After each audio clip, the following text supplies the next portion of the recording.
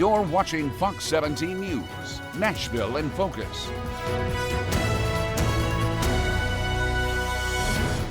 Happy Sunday morning, everybody. I'm Scott Couch. This is our first new program of the new year. For the last couple of weeks, we've had Christmas holiday, of course, followed by the New Year's holiday, and folks were doing other things. However, we are back together. We are talking politics. We've got 2 Democrats, 2 Republicans, and a slate of issues that we're going to weigh in on. Hopefully, you'll find out some things you didn't know. Let me introduce our guests, and we will wade in. Jasper Hendricks, Democratic strategist, current chair of the Metro Fair Board. Good to have you, sir. Rick Williams back with us, a GOP strategist who's been very active recently in both the Andy Ogles congressional campaign as well as Governor Lee's campaign.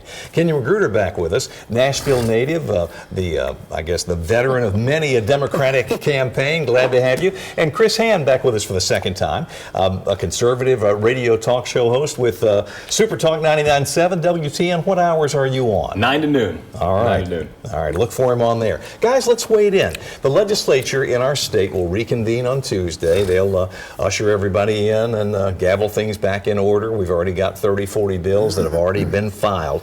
I know it's going to be a tight budget year, and that is going to limit what our lawmakers are able to do. Rick, what are you hearing? I know among the legislative things that we've heard the governor wants and the speaker want is an expansion of the school scholarship programs, but one wonders, is there going to be enough money to do it, and will Republicans be willing to talk to the governor about doing that, or stand up and say we don't have the cash? It's going to be a harder sell this time. I think he's in his last term. He got it in place. Whether they can come up with the money and the votes to put more money in, I don't know. I know he wants to, and I hope he. My preference is he gets that before he gets some other things that are out there that he might put the money in, like a pipeline to the Tennessee River, which would take care of the Murray County water problem. That's what we don't want him to do. Spend $2 or $3 billion doing that. So hopefully, if he gets anything, he does get his school choice voucher increased. I'm not sure that's going to happen, though. As everyone knows, it's a tight budget year. It's expensive. Kenny, I know you're hoping that they don't find the money because you have never favored that program, and you're not alone. No, I mean, I just think that the reason why we don't have money has to do with because we funded this project in the first place, and we need to do a full assessment. We know that the comptroller did do an audit, and the audit really did not get to like the really minutia of the money that's being spent, more so just counting how much people have used it, but not really the expenses and how much we are actually investing in. So I really think that hopefully that they can find some ways to do a better compromise and put money in better places like child care, because we know that the president is not going to fund it, and we're going to have to look at some other things. Like teachers do need pay increases. We need to really do some better workarounds to help in education across the state and stop trying to, keep giving money to private schools. And I'm a private school girl, but if my parents can write a check for me to go to private school, then I don't need the state of Tennessee to fund that. Chris, you primarily hear from conservative people, although people who disagree may listen to the show, call in to complain. What are they saying about not only the scholarship program, but also the ESA, which is a thing that we got in Nashville, Chattanooga, and Memphis for the low-performing schools? What is the feeling among the populace? I mean, as far as the school voucher program goes, I think that it's split down the middle. There's a lot of people that are going to support it because they think it's a good idea, and I think the idea is good. I think the execution has been poor. I mean, let's be honest, and I'll agree with some of the liberals at the table. If you give, like $10,000 for the student, but the private school costs $15,000, a poor family's not going to be able to afford that in the first place. The reason I don't like the school voucher program is probably far different from why you guys don't like the school voucher program. I mean, as it stands right now, we have our tax dollars going to fund Islamic schools that are going to replace American culture here in Tennessee. That's not a good look, and that's not something that I want to support. It's an interesting take, and there are different reasons not to like it. Jasper, you have never liked it and have sort of espoused the fact that it takes money away from cash that would otherwise be going to our public schools. Oh, that's true. But what I think you're going to see in this upcoming legislature is a shell game, is the moving money. And you're not going to necessarily know what agencies are going to be impacted just yet. I don't know if you remember, but a few weeks prior to the governor's budget hearings, there was a joint Ways and Means Committee hearing with about about 10 agencies, I believe, that they were asked to come in and talk about and produce, what they have spent since the governor has been in office. And I think you're going to see where some of those prior years where money has not been spent is going to go away.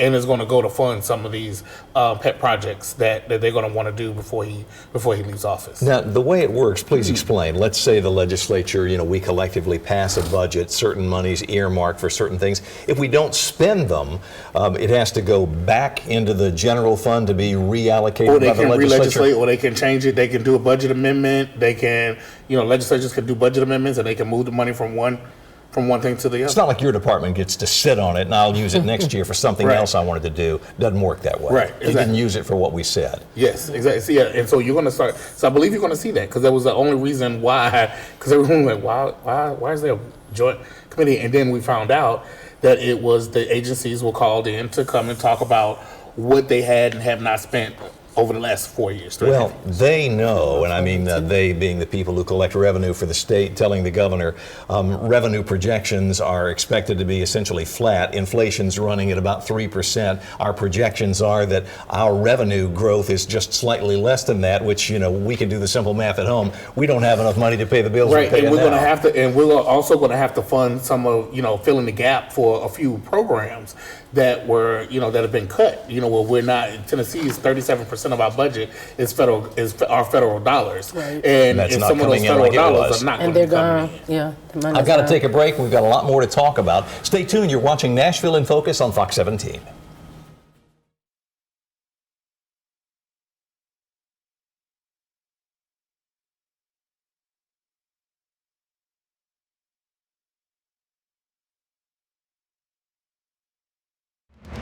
You're watching Fox 17 News, Nashville in Focus. Welcome back, everybody. New segment. In this one, I want to talk about a former state rep from down in Hamilton County, Robin Smith, who testified against our former State House Speaker Glenn Cassidy and his former Chief of Staff, Cade Cothran.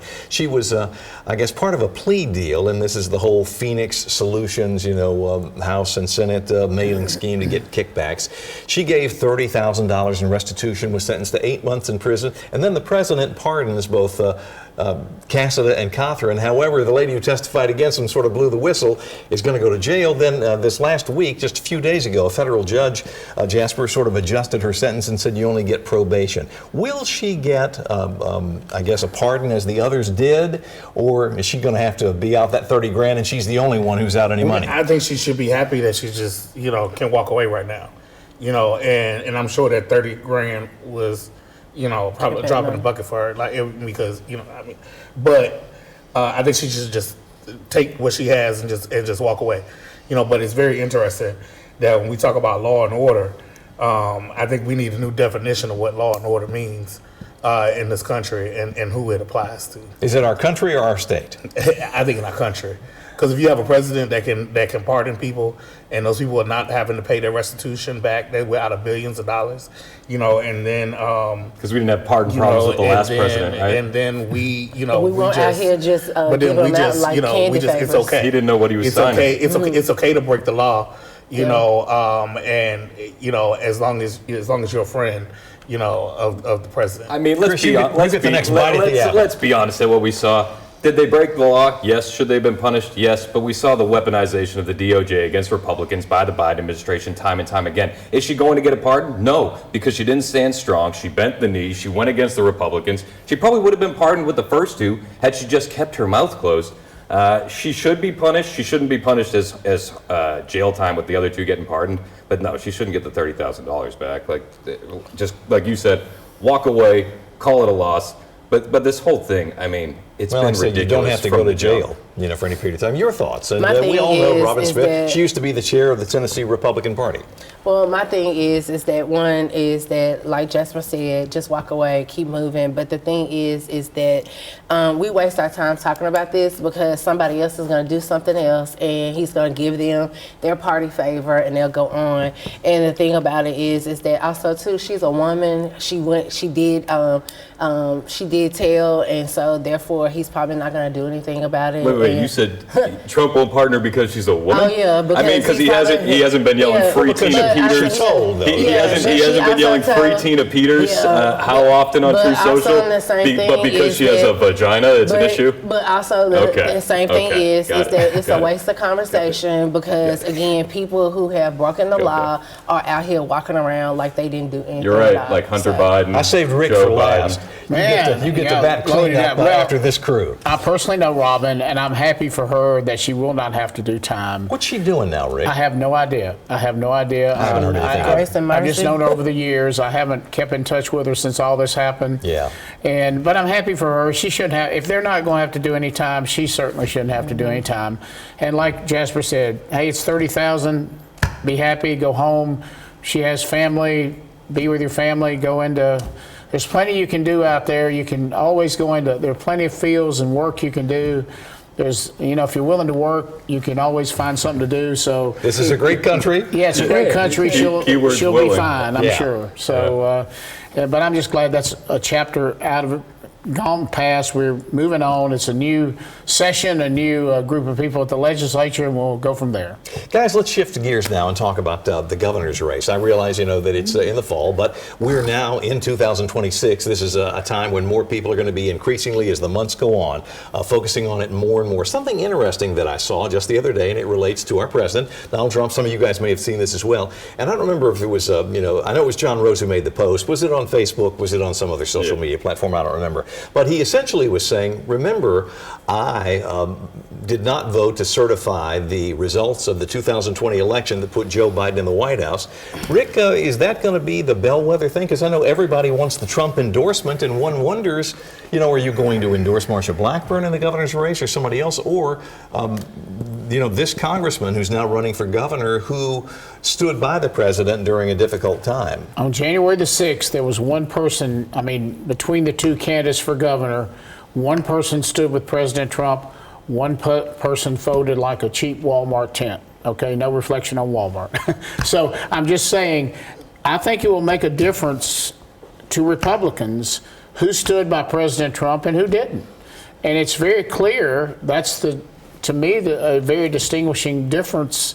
And I see why John Rose is saying that, because he wants Trump supporters to remember that and vote for him. He certainly would like to have President Trump's endorsement. Marsha would like President Trump's endorsement too. I have no idea where that goes. Nobody knows who he'll endorse or if he even gets involved in it. Well, we saw how important his endorsement was in the Matt Van Epps, the 7th District congressional race. To your point, I think everybody would covet it. I don't want to leave this topic, but I'm up against a break. Let me take a time out here. When we come back, we'll continue to talk about this race, whether that particular act will resonate with people, how important it may prove to be in the governor's race, which will be heating up from here. We'll be right back.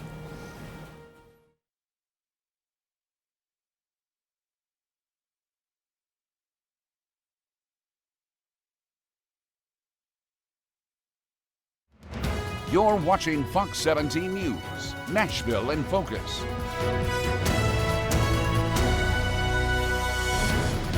We're going to pick up right where we left off, talking about the governor's race and how important it may prove to be that John Rose stood with President Trump back in 2020 and did not vote to certify the results of the election.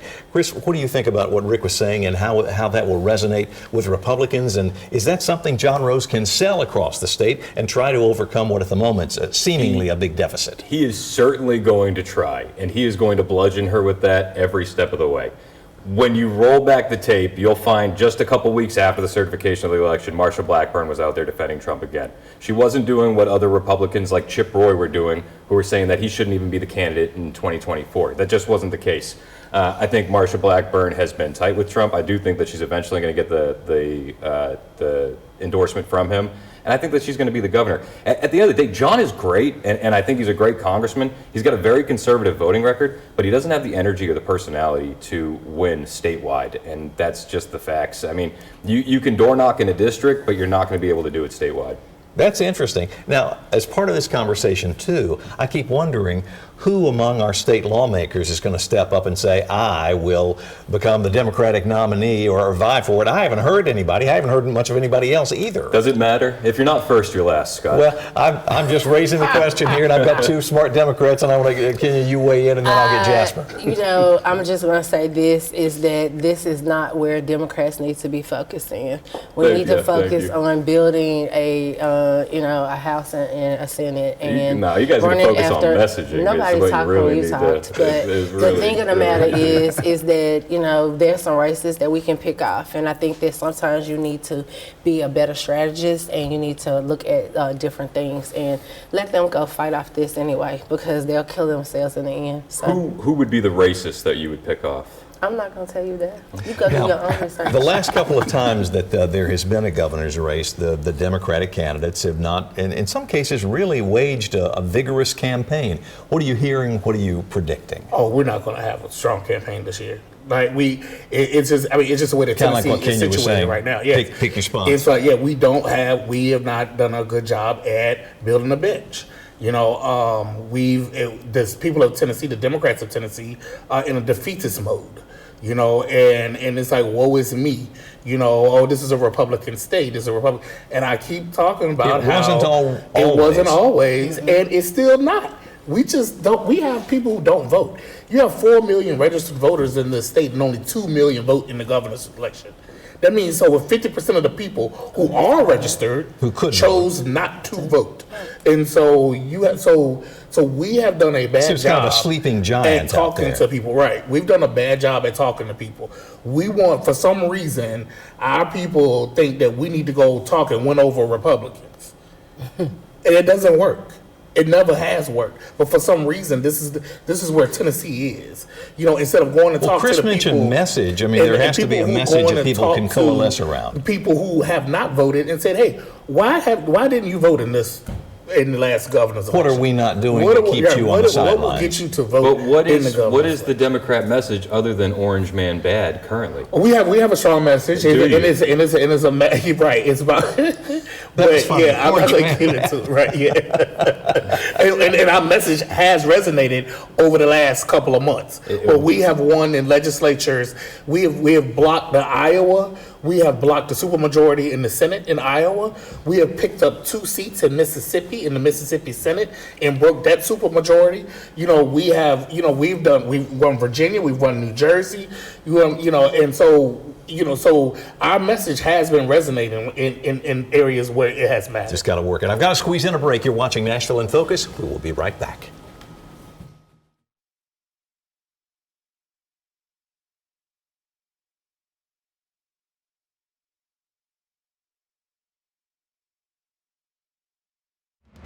You're watching Fox 17 News, Nashville in Focus. This past Tuesday, members of the State Senate Government Relations Committee forwarded an idea to have the prison security officers at Core Civics Prison over in Trousdale County, Trousdale-Turner, which has been a troubled prison, lawsuits, federal investigations, a new warden, riots, that sort of thing, to wear body cameras. The cost was estimated at $350,000. I'm not sure that Core Civic is super interested in doing it. Your thoughts about this? Is this a thing we should be fooling with right now, or can we not even afford to have this conversation? I think that we need to be looking at alternative ways to look inside to see what's happening in Core Civic. They've had so many complaints, lawsuits, and so therefore I think that just throwing out a different idea that can get inside to see what is really going on, and this body cameras can be it. And they should also be the one to foot the bill because they have the money. Well, there was talk, Rick, that maybe they should foot the bill, and they said we hadn't been asked, but we'd be glad to talk to our state partners about it.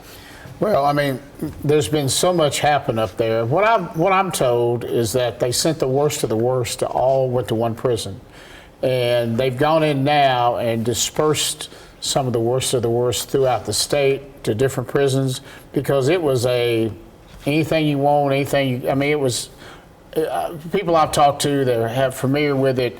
It was a very bad place, and you had to fight for your life if you were in there. We had a And you story on to- the news Friday night about someone who filed a lawsuit who said they were retaliated and beaten after having filed that lawsuit at Trousdale Turner. That was on the news Friday night. So it's it definitely is a problem. I'm not even sure. Every day I rethink the whole idea of privatizing prisons. Because when you take a man's freedom, we as a government have taken his freedom. We're obligated to give him medical care and food and things like that. How does a privatized company? Are they cutting his meds back? Are they cutting some kind of food back? How are they making money doing that? I mean, and so You raise good Well, questions. that bothers me from that standpoint. It always has. Always Rick, has. the first way they make money is they get a higher reimbursement rate than the local sheriff, right? sheriff, to yeah, that's operate a it. problem. So that's one issue. They get a high, so they get more money from the state in order to. They get a raise every year. Yeah. Right, yeah, and so Exactly. and the CEO of Core Civic, I think makes somewhere around $8 million a year. Yeah. I think it was. So and they're board members because I think it was. They're paid. And we found out about this because when they appointed Dr. Glover to the board and they were going to pay her like $275,000 Oh, you're a kidding. year just That's to, like more just than to she be was on the making board. at the university. Right, and so Yeah. for them to say that $350,000 is a lot, but your board members make that in a year. Just to come to a meeting. I've got a minute left. Let's let Chris have it. Your thoughts, sir? I'm with all you guys. I think that they should be footing the bill. I think we need the cameras in the prison. It'll protect the officers. It'll protect the inmates. And yeah, $8 million a year, that is a bit ridiculous. And I think we can all agree on that. I think they were saying it was so much because I guess attorneys would then realize you've got potential evidence. I'm going to subpoena the records. I've got to have somebody keep it all. Custody of it. And then you get paid to, get it out, and it could be something. But, I mean, police departments are doing it now. I know Franklin Right. Police does it, Metro Police does it Right. with those body cameras, so it can be And it done. might be a partnership that we can look at, Yeah. with another local police jurisdiction. And also, Possible. let's see how far this goes with the legislature going in session and they're passing out checks before 12 o'clock on Tuesday. We shall So- see. Well, just know when we get together next week at this time, we'll be talking about the legislature having reconvened and some of the issues that are starting to become hot button issues. Let me thank all my guests for coming today, all of you guys for watching. Thank you again, and we'll see you next week on Nashville in Focus.